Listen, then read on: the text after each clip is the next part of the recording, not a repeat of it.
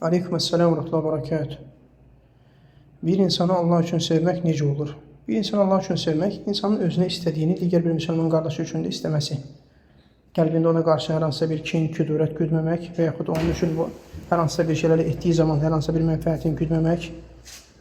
Sevgi sırf Allah üçündürsə, əlbəttə ki, onun üçün edilən hər bir şey də Allah üçün olacaq. Yəni orada xüsusi bir mənfəət olmayacaq. Xüsusi bir mənfəət olmayacaq. Ən xülasası, özünə istədiyindən varsa, ona da həmin şeyi istəmək. Və həmin kimsəyə də bildirmək ki, onu Allah üçün sevirsən.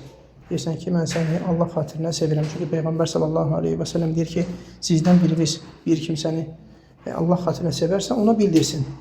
Ona bildirsin ki, mən səni yəni Allah xatirinə sevirəm deyə. Allah xatirinə sevmək o deməkdir ki, yəni bütün etdiyin əməllərdə, danışıqlarda, hər bir şeydə sırf Allah subhanahu taalanın rızasını güdmək lazımdır. Sırf Allah taalanın rızalısını güdmək, razılığını güdmək lazımdır. Yəni orada əgər məsələn müəyyən vaxt sonra Allah üçün sevdiyini iddia edən bir kimsə ilə aranda hər hansısa söhbət düşərsə və orada nalayiq söhbətlər, kin, küdurət, qeybət girərsə, demək burada Allah sevgisi yox idi.